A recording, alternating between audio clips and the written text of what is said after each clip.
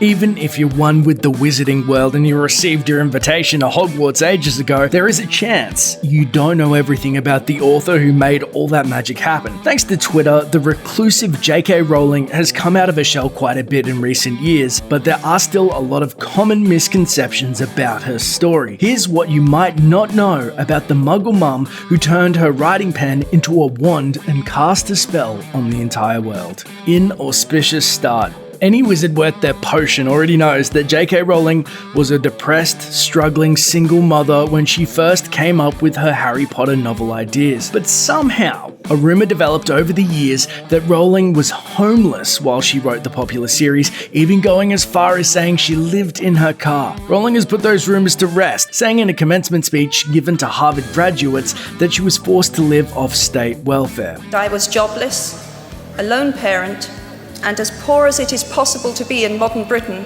without being homeless. According to an interview she did with The New Yorker, Rowling was only in bad living conditions for a matter of months before a friend helped her get a nicer apartment. So yes, there's certainly a rags to riches story here, but it's not as extreme as many believe. With a daughter by her side, Rowling would often spend hours in her brother-in-law's cafe, writing and creating some of our favourite witches and wizards at Hogwarts. Well, it was certainly a low point in her life. Much of her depression at the time had to do with the death of her mother and the end of her marriage to a journalist she met in Portugal. She has been surprisingly open about this time in her life, even mentioning in several interviews that her depression actually inspired the series' creepy, soul-sucking, happiness-draining, demented characters. She spoke with ABC News about her thoughts on depression. And that's just characterised for me by a numbness, a coldness, and an inability to believe that you will feel happy again. And with that inspiration, the series' edgy flirtation with extreme darkness was born. Generosity of spirit. It's been over a decade since Rowling was named the first billionaire author by Forbes, but her financial situation since changed drastically. No, she isn't broke, and she's not back on welfare. She's still doing quite well for herself, but in 2012, she was placed on the slightly insulting Forbes drop-off list after giving away a lot of her money to charity. It seems the author has donated over $160 million since making her claim to fame, a decision that has hardly affected her other than no longer being considered a billionaire. One of her biggest charities has been the Lumos Foundation, which strives to protect children without homes who end up in institutions. She spoke about her decision to create the foundation in an interview with the Sunday Times, saying she was largely influenced by a disturbing story they ran in 2004 about a Czech orphanage that kept children in cages. Plus, according to the Lumos Foundation's website, most children that end up in orphanages aren't actually orphans. Many have disabilities that their families can't afford to treat. So Lumos takes donations and works with the government programs and even individual families to help them with whatever burdens they might be experiencing so these kids can stay with their parents and out of orphanages. Also, most people don't know that with her two short books, Quidditch Through the Ages and Fantastic Beasts and Where to Find Them, were originally written as part of the donation to the charity UK Anti-Poverty Comic Relief. All earnings from book sales went to the charity, making millions for the fundraiser. So while Forbes might criticize the famed writer for her drastic drop in wealth by adding her to their seriously unnecessary "haha, you're not worth billions anymore" list, she's still a 100 millionaire who does her best to make a positive impact on the world. So that's pretty good. Missing a moonwalk. Way back in 2010, Rowling made her first appearance on the Oprah Winfrey Show, where she revealed that the late Michael Jackson had approached her about producing a Harry Potter-themed musical. Can you imagine picturing a Quidditch tournament play out on stage while the melody to Beat It hums on in the background?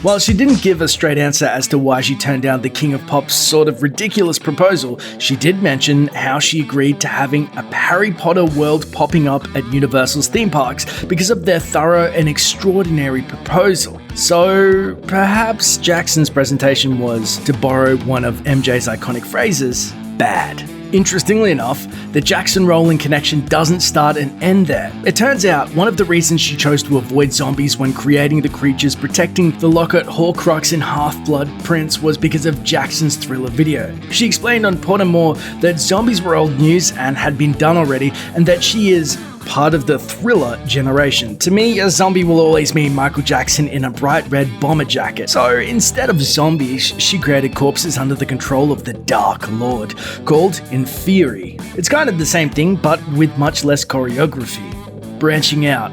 After wrapping up the Harry Potter series, Rowling decided to put her career writing for kids on hold so she could attempt to write her first novel for adults. The Casual Vacancy was received with some seriously mixed reviews. The New York Times called it not only disappointing, it's dull. What's more, it's a very adult book with rape and domestic abuse scenes that Times critic claimed reads like an odd mashup of a dark soap opera. But regardless of what critics had to say, the book still managed to fly off the shelves in both the UK and the US, likely due to Rowling's name being on the cover. It seems that even the book's poor reviews couldn't put a dent on Rowling's popularity, and HBO agreed.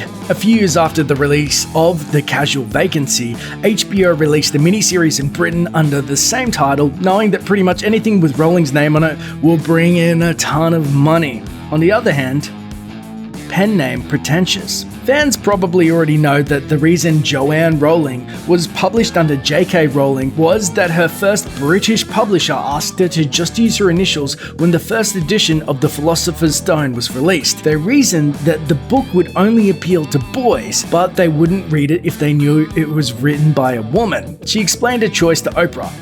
So they said to me, could we use your initials? And I said, fine. I only have one initial. I don't have a middle name. So I took my favourite grandmother's name, Kathleen. So when Rowling chose to write a crime fiction series under the name Robert Galbraith, it wasn't the first time she changed her name so potential readers would think she was a man. The Cuckoo's Calling was released with a small number of books printed and sold just 500 hard copies in its first few months in bookstores. It was reported that some stores were even contemplating sending books back to the publisher, until the author's true identity was revealed by the Sunday Times. Immediately after, sales magically skyrocketed because unpopular literature reads so much better when someone you like writes it. Even though Rowling seemed disappointed that a disguise was short-lived, it's not hard to wonder if this information was intentionally leaked to increase sales. Either way, bad news for actual obscure authors without $1 billion real name to fall back on.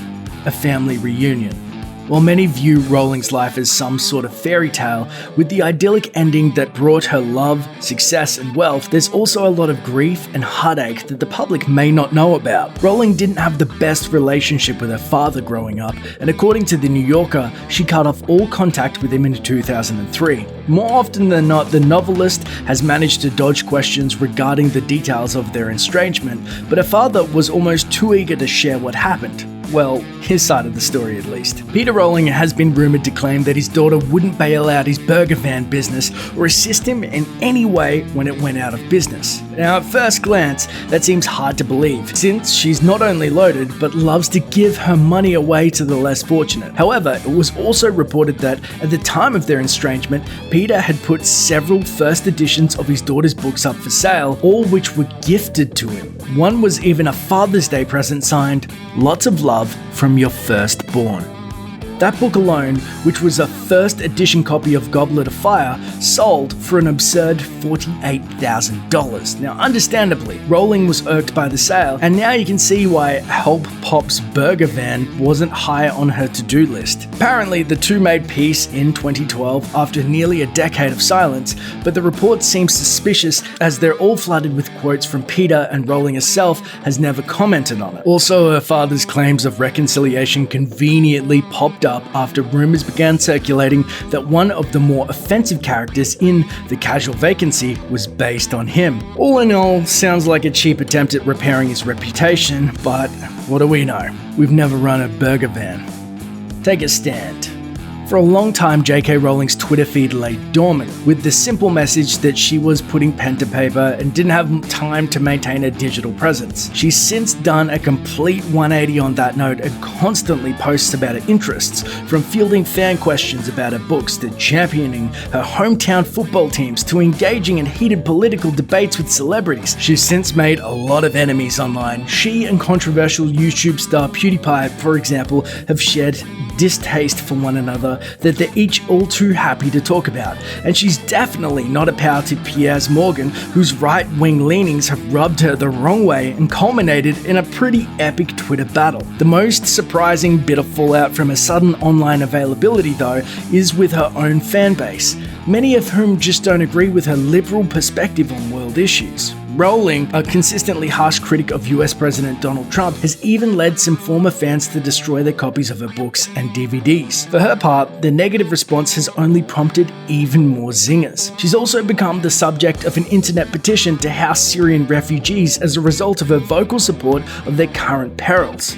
The petition, which began after author Mike Cernovich offered to fly in 100 refugees to her home in response to her sympathy to them. Supporters of this idea ran with it and created a petition that challenges the writer to take in a minimum of 18 refugees for at least 8 years. It goes on to say that her 18 spare bedrooms should be put to use during the crisis, and even specifies that she should have taken in at least 14 male refugees, as roughly 75% of current refugees are men. Given her propensity to give away cash for the greater good, chances are she's pitching in already by opening her pocketbook instead of her home though. Thanks for watching. Click the grunge icon to subscribe to our YouTube channel. Plus, check out all this cool stuff we know you'll love too.